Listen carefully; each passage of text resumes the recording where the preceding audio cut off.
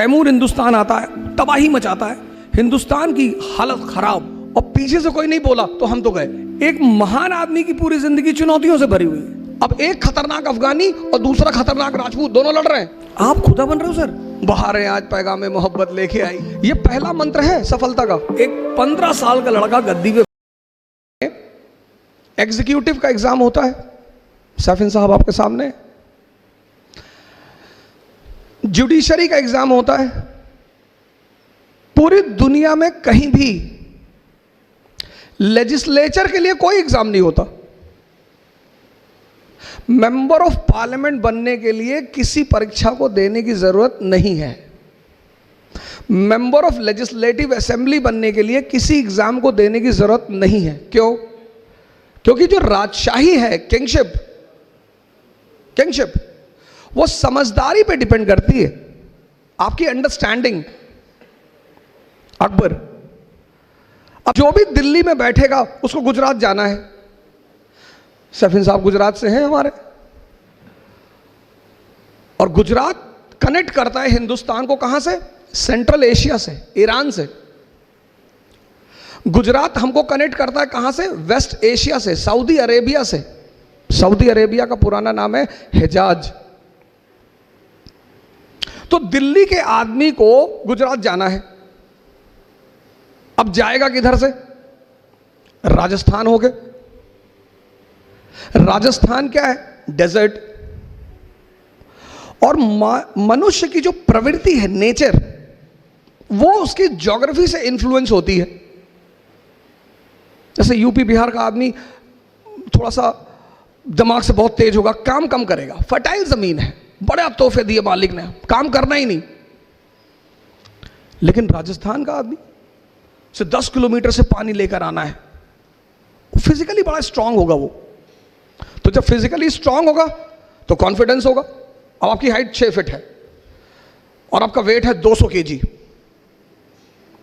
और आप रेलवे का टिकट खरीदने गए, स्टेशन पे लाइन लगी है, मेरे जैसे 4-4 फीट के लोग खड़े हैं 20-20 केजी के। अब आप सबसे आगे जाके खड़े हो गए, क्योंकि आपकी हाइट तो 6.5 फीट और वेट 200 केजी।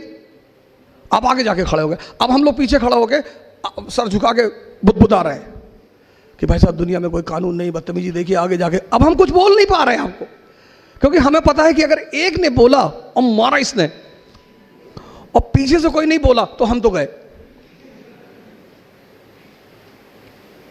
राजस्थान जो है ना, अफगानिस्तान, पठार अफगानी बॉर्न वॉरियर, अमेरिका ने सर झुका दिया तालिबान के सामने। अभी की घटना आपने 6-7 दिन पहले न्यूज़पेपर में पढ़ा होगा। अफगानियों को हरा ही नहीं पाया। क्यों? नेचर से लड़ते, टेरेन, ज्योग्राफी। दक्कन जहां बैठे हो, पूना, मुगल, मराठों को हरा ही नहीं पाए, टेरेन।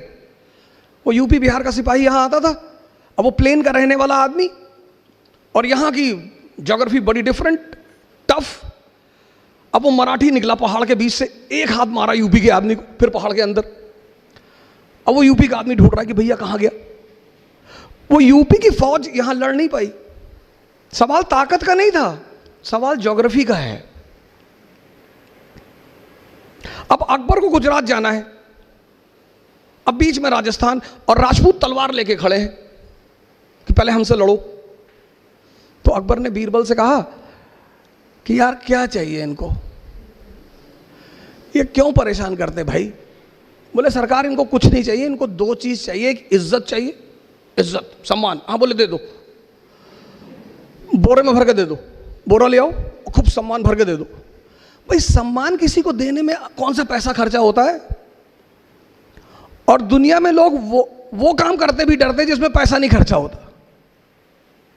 सम्मान क्या? दे दो सम्मान। बोला दूसरा क्या चाहिए? बोले दूसरा साहब ये लड़ना चाहते हैं। अरे बोले बहुत अच्छा यार, इनको अपॉइंट करो, गवर्नर बनाओ काबुल का। तो मान सिंह कहां के गवर्नर? काबुल के। अब एक खतरनाक अफगानी और दूसरा खतरनाक राजपूत दोनों लड़ रहे हैं।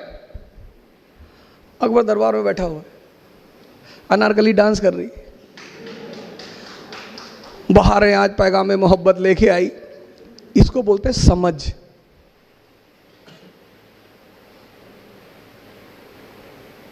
इसको बोलते हैं समझ। और जिसको भी मालिक ने समझदारी दी, ईमान दिया, उसको तो उसने पता नहीं कहां से कहां पहुंचा दिया। तो पंडित महेश दास अकबर के दरबार में आए, बाद में बीरबल बने।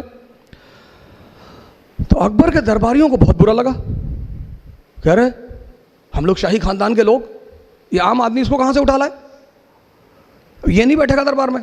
आज तो कंपटीशन है ना, आज तो डेमोक्रेसी है, कंपटीशन है, आप कहीं से भी हो, डेमोक्रेसी कहती है टैलेंट है आगे आओ।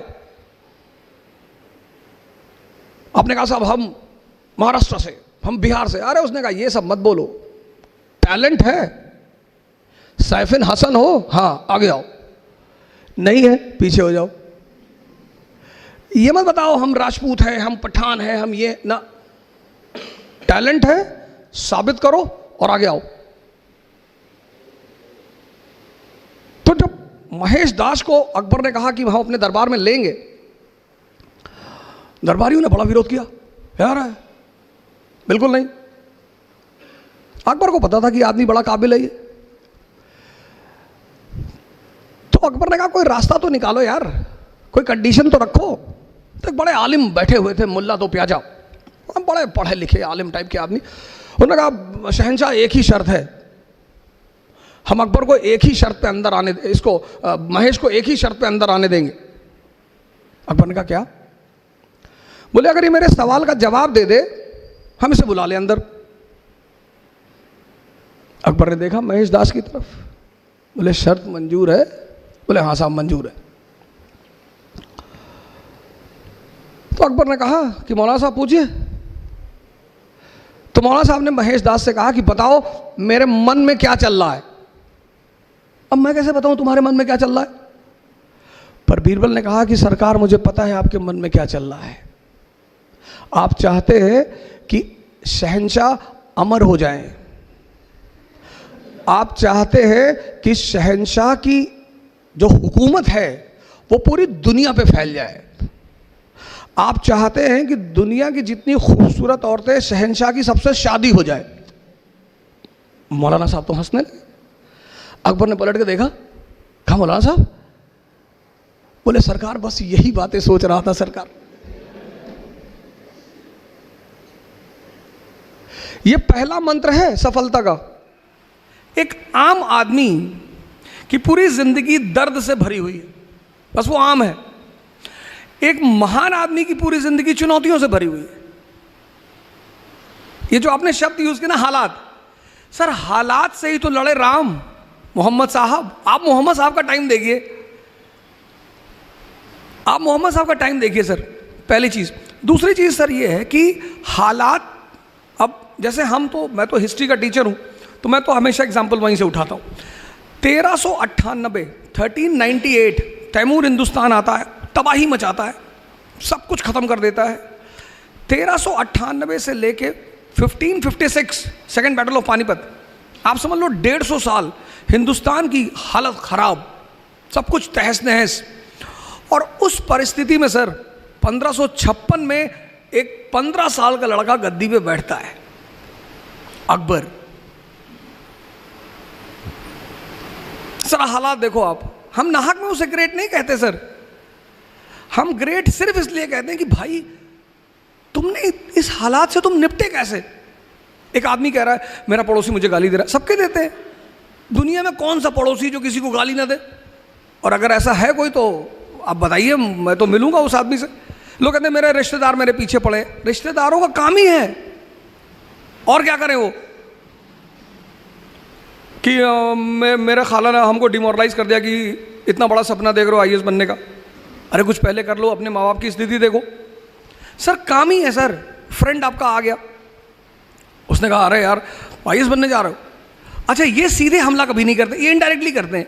मेरे पास एक लड़की आई 4 दिन पहले, उसने कहा सर मेरे पापा बहुत परेशान है, हमसे करे वापस आ जाओ। मैंने कहा ठीक है, अपने पापा को बोलो मुझसे बात करें। तो मैंने उनसे पूछा कि सर क्या हुआ बताइए। तो बोले ऊर्जा साहब हमें बहुत डर लग रहा है। मैंने कहा कैसे बताइए हमें आप। बोले हमारे पड़ोसी बता रहे थे कि दिल्ली बड़ी ऐसा ऐसा कांड हो गया, बीच में कांड हो गया था तो काफ़ी फेमस था, एक बच्ची के साथ दुर्व्यवहार हो गया था, उसकी हत्या हो गई थी। मैंने कहा सर इंदिरा गांधी मार दी गई सर, प्राइम मिनिस्टर उस वक्त थी, आप खुदा बन रहे हो सर, बचा लोगे, ले जाओ सर। सर चुनौतियों से जो लड़े वो हीरो।